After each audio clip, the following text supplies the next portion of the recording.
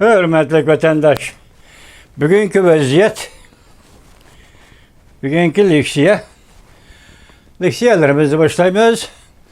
Bugün Çislak 2024 yıl 5. ayının 24. günü haftiga. Cuma vatandaş, endiki vaziyetimiz ve leksiyelerimiz nime diyorsunuz bundak. Tönügüllerde 24. günü Tayvan'a şerq vakti bile sağlığında Cungo Kompartiyası hazır hedef harbi manmur bilen Tayvan'a tehdit saldı deyli. Qaraganda hazır Tayvan'ın bu toğurda hiç qandaq bir korkuduğun, titreydiğin yeri yok ha vatandaş bu qandaq gep. Tayvan'da korkuduğun hiç qandaq iş yok. Onun üstüge del şu manveri elip bir vatka, yaki başlanğanmış günde 6. ayının 1. günüdün başlap Amerika Qo'shma Shtatları 28 devletni yeteklep, yaki 28 devletten başlap Hindi Tinch Okean rayonida naytizor debdebelik her bir manevr ötküzmekçi oldu vatandaş. Bunu da endi seliştirme nime dese ahval tünüginki bugün okşamaydigan boldu. Yani Cungo harbiy manevrilen tehdit selavatqanda hem onunla Amerika Qo'shma Shtatları qarab o'ltirdigan iş yok. Onun üstüge yani bakatim Cungo Kompartiyasının endi yüzsüzlüğü değil yakında maqul dedi o bulunsa.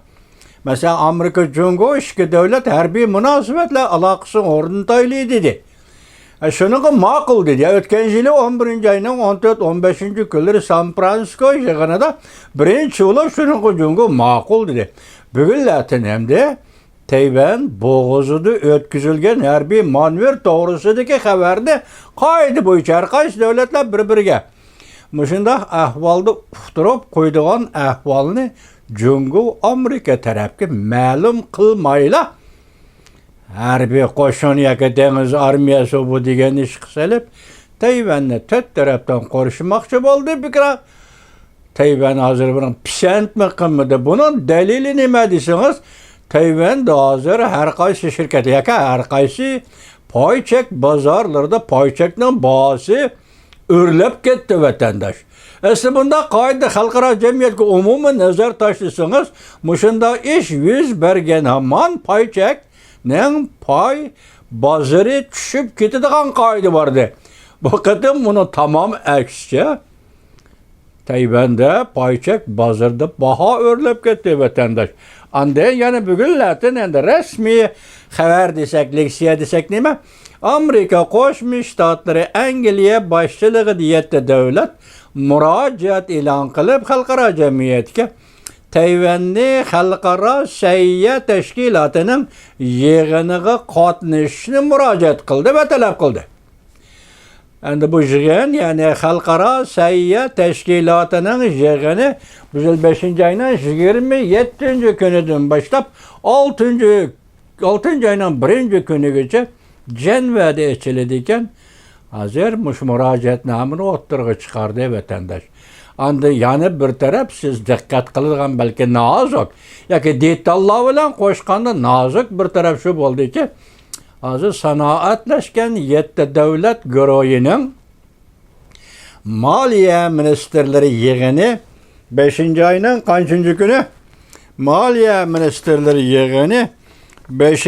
ayning 24. kuni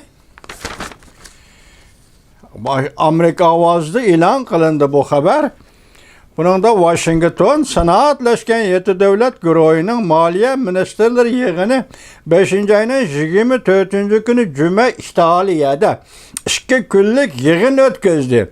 Bu yig'inda Ukrainaga qarz berish shaklida yordam berishning muhimligini va shundaqla Jungoning adolatsiz sanoat siyosatiga qarshi bo'yicha emasdan eşindi meblağ, o eşindi mahsulatlar meselesi boyunca muhakeme edilip bağlı. Yani muşu iki mesele bu kadar sanoatleşken 7 devlet guruhining İtaliyadaki yığınıda resmi mesele belki mavzu bulup oturup koyuldu vatandaşlar.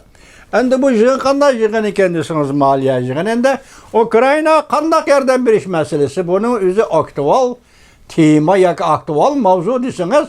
Bu qatim yeni bir taklif. Masalan 2022 2 ayning 24 kuni Rossiya Federatsiyasi Ukraynaga tajovuz qilib kirgan chog'dala xalqaro jamiyatda uning to'ng'itilgan puli bor ekan. Bu to'ng'itilgan pulning umumiy soni bugungi kunda 300 milliard dollardan oshadi ekan. 300 milliard dollarlık to'ng'itilgan pulning o'simi, har yillik o'simi 50 milliard dollar atrofida bo'ladi ekan. Şun bu qatam sanoatlashga 7 davlat guruhi bu yig'inida muhokama qilganda biz debdi mushu pulni biroqli Ukraynaga o'tkazib beraylik debdi ba'zi ko'z qarashdikilar.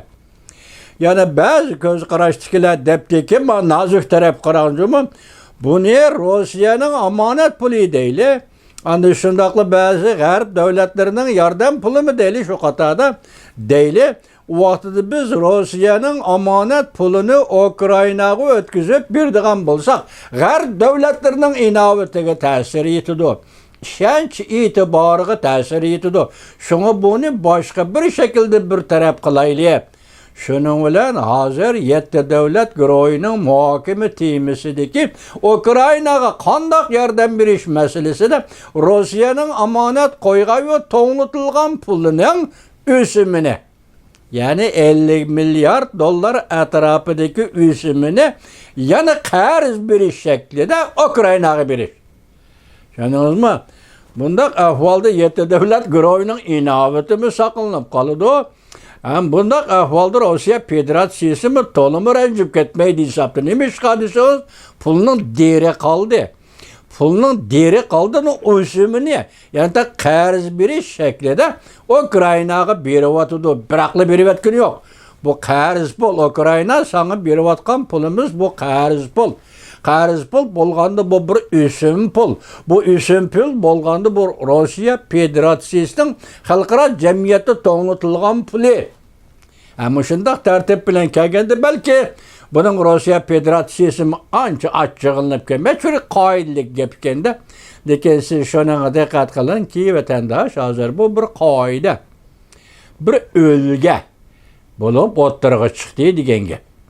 Tushundingizmi? Tajovuzchi davlat, hokim mutlaq davlat mana shundoq tajovuzchilik va zo'ravonlik qilayotganda uning chet ellarda qo'ygan mablag'ini zo'ravonlikning ob'ekti va yoki hokim mutlaq hokimiyatning bostirishiga uchirgan xalqlar. Balki shundoq kelgisi shundoq. Bu meni farazimmi, qiyosimmi? Shundoq masala hozir 7 davlat guruhining yig'inida muhokama qo'yildi. Uning ustiga sizlarga biz 3 kun 4 kun atrofida, yani 4-oyning 16-15 kunlari Rossiya Federatsiyasining prezidenti Vladimir Putin Beijingni ziyorat qilganda e'lon qilingan birlashma bayonotining bir abzosini atsi biz tahlil qilib sizlarga topshirgan edik vatandosh. Uning nima deyilgan edi? Mesela iki devletinin Rossiya Federatsiyasi ve Cumhuriyet Halk Cumhuriyeti iki devlet hükümetlerinin ilgilik hukukluk qarz, yani ilgilik hukukluk meblağı. Yani bu hükümet meblağı degen gap. İlgilik hukukluk meblağı, hükümet meblağı, ilgilik hukukluk meblağı hükümetinin puli başka devletlerde, mesela g'arb ellerinin bankalarında amanet qo'yilgan pullarının özünün bexatarligini kapolatga ega qilish to'g'risida. Hatta bunun içinde oltinmi bor dedik, shunaqmi? Mushu to'g'rida Rossiya Federatsiyasi prezidenti Vladimir Putin bilan Jungoning raisi Xi Jinping birlashma bayonot e'lon qilganda buni biz xalqaro kechirim huquqidan foydalanib ikki davlat bizning chet ellardagi mablag'imizdan xayim xatarini kapolatga ega qilishni ilgari surimiz degan mazmunda birlashma bayonotga kirgizilgan edi. Endi bugun qaraymizki, Italiyaning qaysi Starisa, shundaqmigina Italiyaning Starisa degan o'lkasi yoki bir sayohat shahrida echilayotgan 7 davlat guruhi moliya ministrlarining yig'inida Rossiyaning omonat qo'yilgan, ya'ni Amerikada omonat qo'ygan, mayli Shveysariyada omonat qo'ygan pul bo'lsin, to'g'natilgan pul asli 2022 yili 2 ayning 24 kuni Rossiya Federatsiyasi Ukrainaga tajovuz qilib kirgandila to'g'natilgan pul bugun shuning o'simi 50 milliard çamısıdaki üsümünü qarz pul hesabıda Ukraynaga yordamga beradi. Mana bu endi har qanday bir davlat haqsiz yordam beravermaydi da vatandosh. Dunyoda har qancha adolat bo'lib ketsin, bunaqa mumkin emas da. Amerika Qo'shma Shtatlari hozirgacha ham hukumat nomidan berib keldi bu qarz pulni. Hem boshqa şekilde berib keldi, hem davlat majlisi qaror ma'qullash orqali berib keldi bu qonun loyiha ma'qullash orqali Ukrainaga berib keldi bu mablag'ni. Haqiqatan g'arb dunyosi o'zining degan gapida turdi, lavzida turdi, ishonchida turdi. Ukrainaga shungacha shundoq yordam berdi. Hamda bugun bu to'g'natilgan pulning o'simini Ukrainaga qarz berish shaklida yordam berish. Bu endi 7 davlat guruhi. Tunivillatin Italiyan Starisa shahrida ma'qullagan siyosat bo'ldi. Buning konkret tafsilotlari yo'q. Qanday yordam berish, qanday yordam bermaslik degan ma'nodagi konkret tafsilotlar yo'q. Lekin ashunda qaror qilindi vatandosh.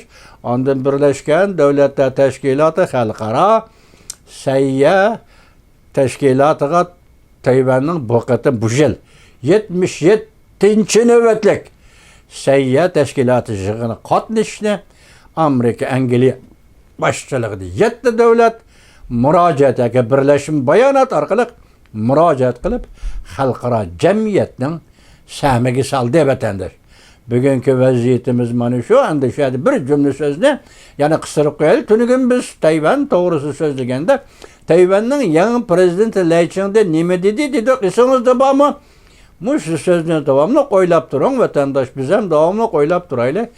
Lai Ching-de dediki yaqinda cho'ng harakat boshlanadi dedi. Nima ekanligi to'g'risida bir narsa demadi, shunaqmi? Shuni dedi.